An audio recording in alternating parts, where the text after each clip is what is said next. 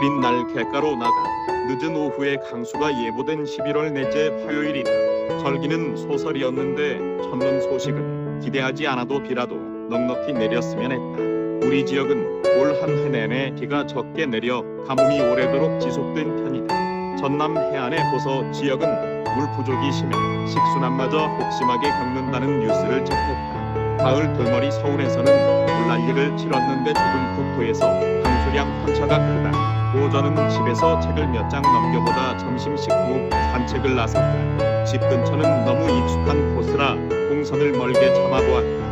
아파트 단지를 벗어나 마산역 광장으로 나가 삼진 방면으로 가는 농어촌 버스를 탔다. 당황포 근처 전국으로 가는 77번 버스를 타고 진동 한승장을 둘러 진북면 소재지를 지난 신기에서 내렸다. 창고의 수심이 얕은 바다는 물때가 썰물이라 갯벌이 넓게 펼쳐져 있었다. 율티마을로 가니 마을회관 앞에 우리나라에서 가장 오래된 어류 도가무의 여보가 집필된 고장이라는 안내판이 눈길을 끌었다. 이 책은 조선 후기 천주교 박해 사건과 연루된 학녀가 그곳의 유래와 남긴 책으로 정약전의 흑산노자 산화도보다 몇 해 앞선 바닥 물고기 생태를 기록한 보고서다.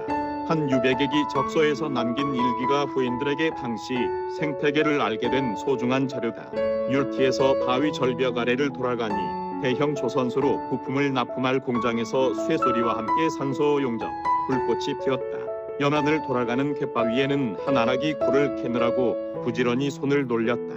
바위에 다닥다닥 붙어 자라는 굴을 썰물로 수위가 낮아진 틈을 타 호미처럼 생긴 연장으로 껍질을 떼어 속을 빼담고 있었다. 바위에 붙은 굴을 석화라고 부르는 이유를 알만도 했다. 조선소 부품을 제작하는 공장에서 연안을 따라가니 선두마을이 나왔다. 포구에는 조업을 나가지 않은 어선 몇 척이 닻을 내려 묶여 있었다. 갯가로 바위 터미가 붉어져 나온 곳에 방파제를 쌓았는데 소나무와 느릅나무가 엉켜 열리지가 되어 자랐다. 곁에는 풍화를 기원하는 동신제를 지내는 제단이 있었는데 자연석인지 일부를 정으로 다듬었는지 귀두를 닮은 남근석이 세워져 있었다. 선두마을에서 비탈로 언덕을 오르니 백오종의 작은 암자가 보였다. 절집을 돌아가니 뒷개마을 버스 정류소가 나왔다. 다음에 나올 장기마을 뒷개가라고 뒷개라 불리지 싶었다. 뒷개 연안에도 썰물로 갯바위가 드러난 곳에 어촌계 할머니들이 자연산 굴을 채집하느라 손길이 분주했다.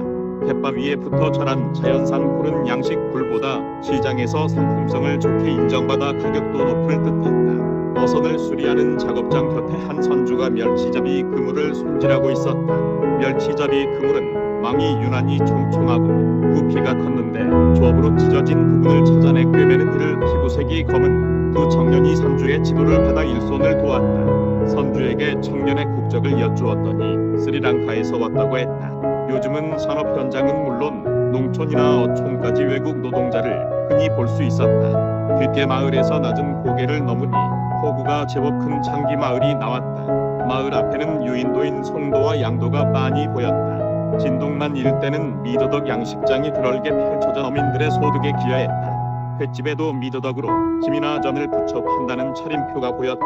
장기마을에서 이어진 고현은 어항이 더 커 어선이 많이 정박해 있었다. 송도와 양도로 건너는 배가 뜨는 부두도 있었다. 고형마을에서 연안을 따라 돌아가니 진동 생활하수를 정화해 바다로 보내는 물 재생 처리 시설이 나왔다. 흐렸던 하늘에서 성근 빗방울이 들어 우산을 펼쳐 쓰고 진동으로 향하니 갯벌에는 북녘에서 날아온 오리들이 오글거렸다. 바닷가 아파트 단지에서 전통시장 골목을 지나 버스 정류소에서 마산으로 가는 차를 탔더니 갯거리가 금방이었다. 초등학교 동기들을 만나는 자리로 갔다. 22년 11월 22일